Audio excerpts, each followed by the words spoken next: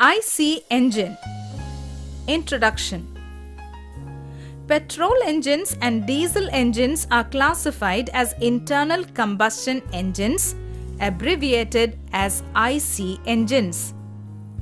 These engines have extensive applications in transport by road, rail, sea, and air.